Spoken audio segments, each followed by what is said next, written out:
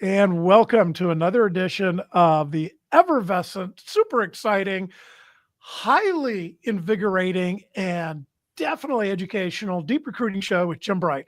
Our special guest today is Bryan Flanagan, a man who I think is the world's greatest sales trainer, helped me learn how to sell, helped me develop my career, become the man I am. And so, Bryan, welcome. Glad to have you on board. I got a straight up question for you. All right, Jim, give me your best shot. Tell us what you do, why you have a passion for it, and for God's sakes, at this point, why the heck are you still doing it? I do two things that people try to avoid. Number one, I train public speaking, and number two, sales skills. Now, I want to be specific here. Now, this man trained me, so you get what you get. So be careful. Listen to him. Yeah, he mentioned intellectually challenging a minute ago. That runs both our abilities. I wanted to be successful as a salesperson, but it just didn't tumble into place for me for about 5-6 years. And what happened, I got promoted from Baton Rouge, Louisiana, where I'm from, to Dallas with the IBM Corporation to be a sales trainer at the National Training Center. I was a salesperson who couldn't sell.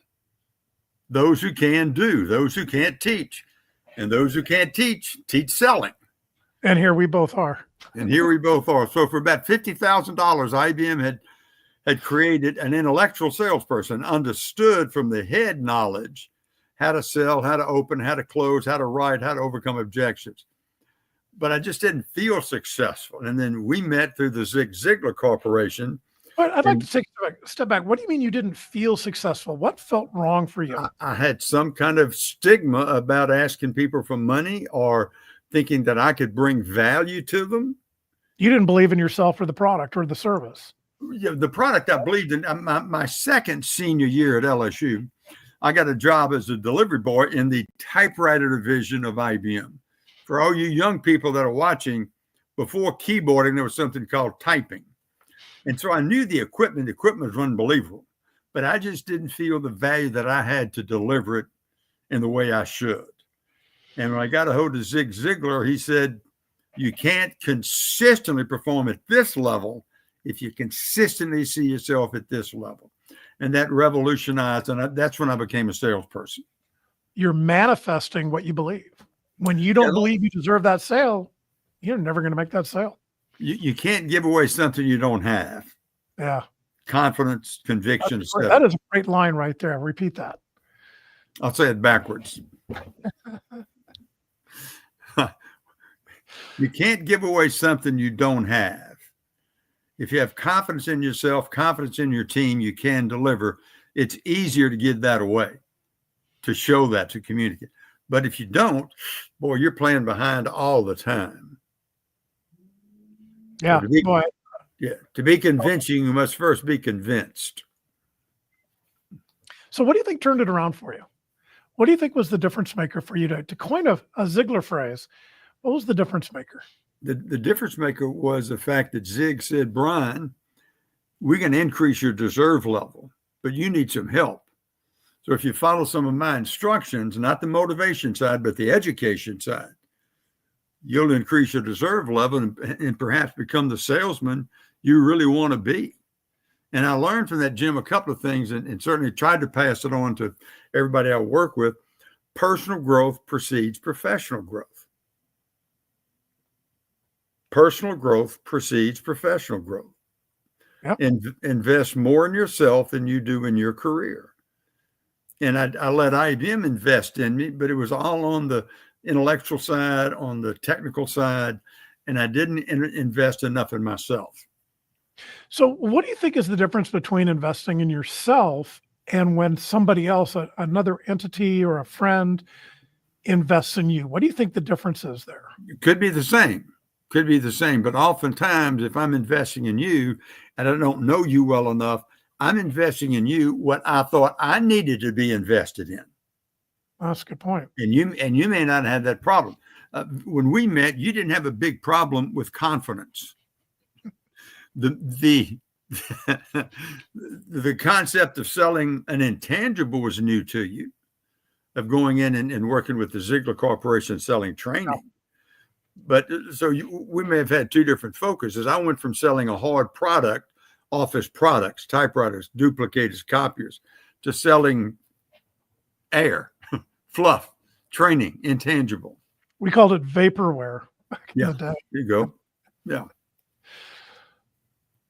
And my best job at IBM was working with the salespeople that were coming in to IBM. We had them for 4 weeks, and I could see the light bulbs go on. For 4 weeks, you got to know those 20 students pretty well. I think one of the big differences, at least for me, and I think I've seen this repeatedly, when I've invested in an employee, I bought them a book or I sent them off to sales training, they would learn the material, because they were expected to, but they wouldn't actually take the time or the initiative to employ it. And so they might learn the material, but it would quickly fade because they weren't doing that practice. And Tom Hopkins called it practice, drill, and rehearse, PDR. And I've always kind of felt the difference between when you're individually motivated to train, or the training is, for lack of a better phrase, thrust on the individual. The difference is when you're individually motivated, when you're personally motivated, you're going to do the work. Yes. Yeah. When it's thrust on you, like, oh, you've got to go do this training over here. It's like, okay, I've got to go do this training. I think most people are probably going to end up doing the bare minimum necessary to pass the class. Yeah. Going through they're not going to apply it in their day-to-day activity because they want to go back to, they're too married to their old habits. Let me give you an example. This is kind of an extreme example, so hang in there with me, Jim. What's the difference between training and education? I heard it this way. You want your children to go through sex education, or do you want them to go through sex training? So training is the implementation. I can educate PhD, a lot of out of work PhDs. Yeah. But the ones that execute, the ones that you say follow through and employ it, then that's the difference maker. Oftentimes when the company comes down on an employee and says, we want you to learn this, he doesn't have a lot of skin in the game. But when I went to my first Toastmasters group, and after my first 4-minute talk, it cost me $4 because I said 16 times, a quarter and I learned that I may know how to put sentences together, but I didn't know how to present.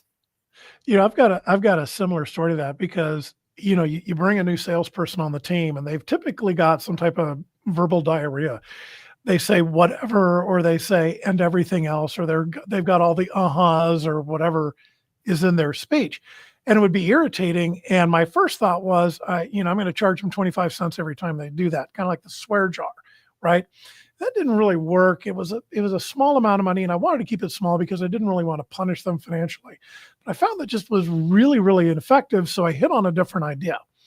I went to the bank and I got a stack of $101 bills, and I would give it to the person with that verbal diarrhea and basically tell them, this is $100. It's yours to keep. But every time I hear you do this, you have to give $1 back to me. And the most I ever got back out of that stack of 100 was $3, and it fixed the problem. Yeah. I thought that was really interesting. It's amazing when you're internally motivated. Yeah, absolutely. Yeah. Absolutely. Now, you mentioned process, that, becoming a successful salesperson is about discovering that selling is a process more than about the individual personality. Can you talk about that a little bit more? When I thought selling was a personality, I was not very good. Well, look at your personality. I mean, come on. Well, yeah, exactly. Who wants to see this So in South Louisiana, though, how we would, this is back in the 70s, we'd buy the client a cup of coffee or have a cup of coffee, slap them on the back, and talk about LSU football. Well, what happens is that a depressing conversation? Yeah. We didn't talk much about you weren't selling anything. The bowl seasons we didn't talk much about. But what I learned was that not everybody bought my personality. Yeah. So when I switched from personality to process, everything changed. So one of the things is that selling is a process, not a personality, not social media. And what I've coined is that the selling process takes pressure off the salesperson. Let the process absorb the pressure. You and the customer don't have to have any tension. Tell the customer, I'm going to go through a process, and if you feel uncomfortable, let's tweak the process, but you and I are fine.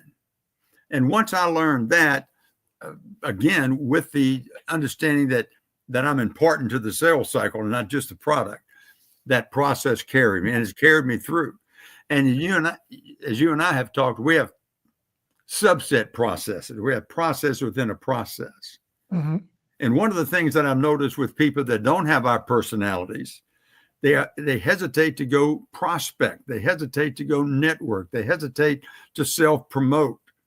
But if there's a process you can plug into, then you don't have to worry about whether you're an introvert or an extrovert.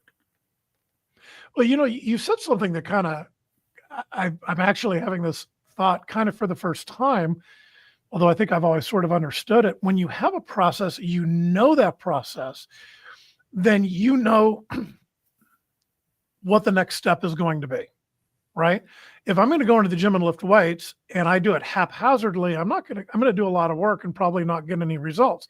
But if I understand the process for building muscle or gaining lung capacity or whatever that goal is, and I understand the rules involved and I adhere to the rules, I'm going to get the results for probably a lot less work than if I go in haphazard. I think the process you're describing is kind of the same thing. If you just go, oh, well, I'm just going to rely on my personality and not follow a process, you're going to put a lot more work in for a lot fewer results. And the other great thing about a process is if you're new to the game of sales, if you understand the process, you're never going to be stuck where you're having to go, because you know the next thing you need to do. Right? Yeah. It's sort of like when your process is key. It is. Everybody needs. If you think about a plane, you have the opportunity to revive the process. Yeah. If you think about a plane, we don't. Jim, you just went blank on me. I think we're back now. Oh, we're back. Okay. Technology. If you think about you froze on me there for a moment. Well, I am pretty cold-hearted. If you think about a plane, we haven't had plane crashes in a long time. No significant ones. And those plane crashes that we're not having, that safety has been bought with the blood of a lot of plane crashes before it. The pilot has a checklist, and that checklist is there because it provides a process to properly take off so that the flaps are in the right position, the engine's at the proper amount of power so that the plane doesn't spin into the ground. One of the interesting things I learned about aviation and piloting, and I'm trying to think of what it was. It was full power off. I'm going to have to come back to that. I can't think of what it is, but it was something to do with the. Jim, you're going in and out on me here. Am I really? I hope I'm not going in and out on the overall. Yes. Podcast. Anyway, we'll skip the piloting thing. I can come back to that because I'm having a hard time remembering exactly what it is, but that checklist is the most important part of the takeoff process. That checklist is everything. Right. That checklist is a process, and your customer wants you to follow that process because they want you to be effective. Just as much as a passenger on a plane, I want that pilot to follow that checklist every single time because I want to arrive to my destination as safely as possible. And if you think of sales like a pilot and a pilot's training, it's everything about learning processes, learning how to manage different situations, learning how to manage a crisis, and doing it in a safe environment where you learn what the process is to minimize the risk of an actual plane crash. And that's what it really does for you. When in doubt, plug into the process. Yeah, it's a safety net, honestly.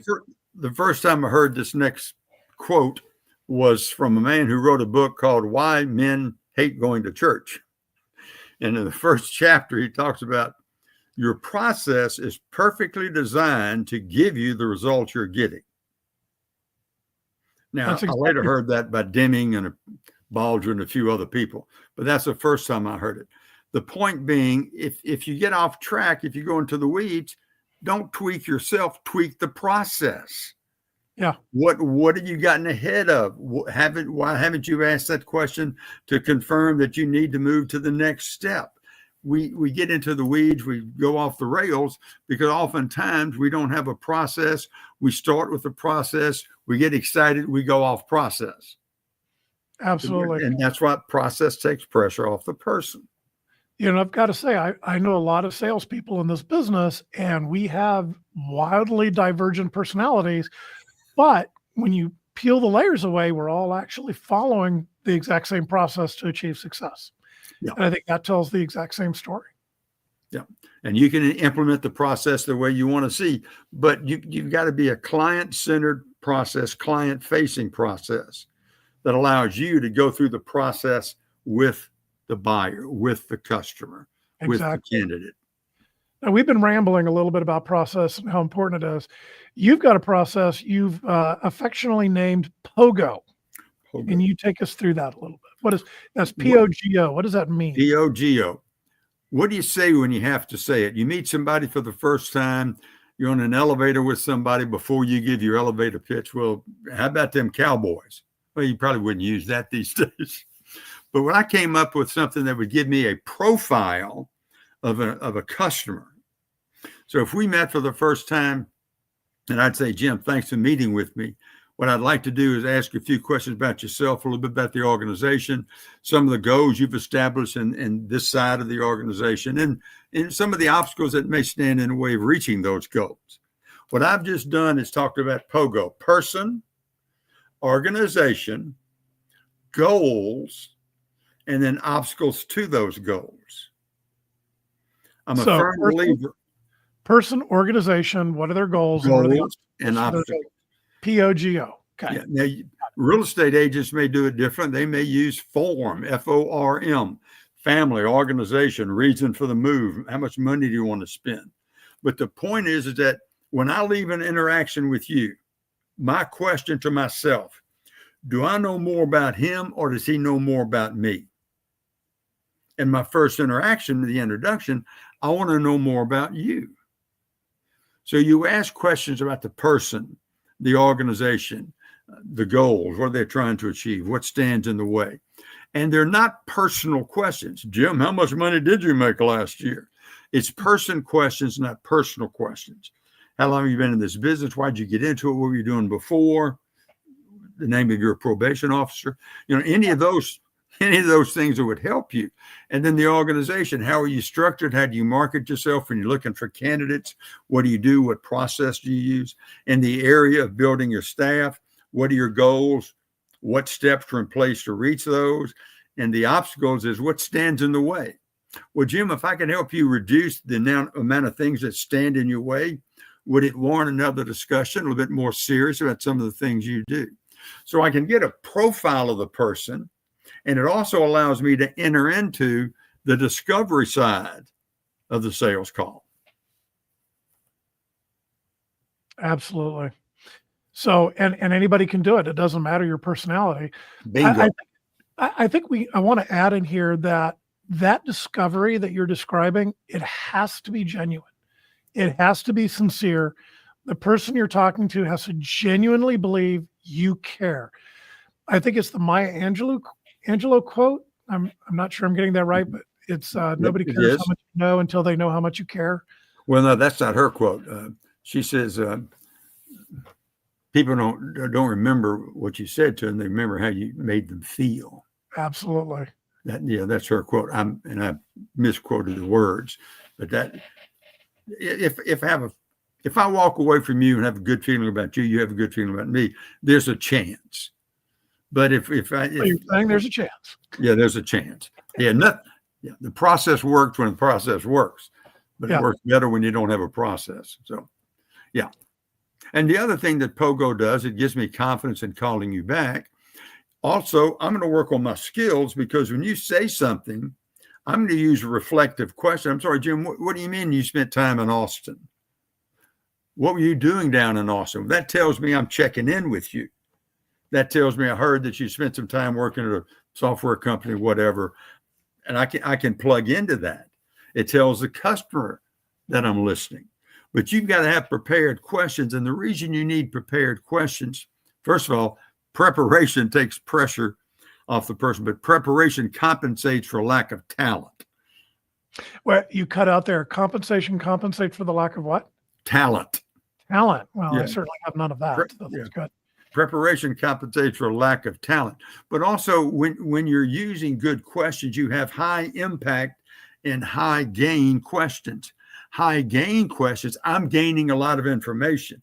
High impact, I've studied, I've researched, I've listened, and now I'm asking you questions that pertain to you. And in your mind, that has impact. I'm gaining information and you're being impressed that I've done my homework or that I can put a sales call together from start to finish. Yep. I've seen it in action. I've lived it, and it's definitely the way to go.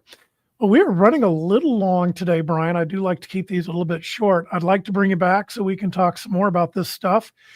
Sure, because my next talk is so much better than this one. Every talk is better than the one before. I want to remind everybody that we are happy to take your questions. If you'll email them to deeprecruiting@teamgtn, we'd love to hear your questions, your struggles, and see if we can help you out. If we choose what you've got, if we choose your question or your request, and we'll do it live if you're comfortable with that, and see if we can come up with a solution. We're looking for the harder problems too. Don't think your problem is insurmountable. We'd love to give that a challenge. Bryan Flanagan, thank you for joining. Why don't you tell everybody how they can reach out to you if they're interested in the programs you have to offer? My website is flanagantraining.com. My email address is on my name tag there, brian@flanagantraining.com. And if you're brave enough to call me, my cell is 214-505-5109. That's pretty sweet. I'm going to put your email address and your website in the descriptor. I'm not going to put your phone number in there because I don't want it harvested by bots. But, if you email Bryan or reach out to him through his website, he will respond. I do think he's the world's greatest sales trainer. Bryan, thanks for joining us. It was good. So much more to talk about. Again, we want to get deep into recruiting and the tactics. We're going to be doing that in the shows to come. We're going to try to do this every Monday at the same time. We will be skipping through the Christmas holidays, of course. No one's perfect. We all have families, and no one really wants to train the week of Christmas anyway, right? But we'll be here next week, same bat time, same bat channel. Hope you found this interesting and fun. This will post later for review. Give us a like, give us a comment, give us a share.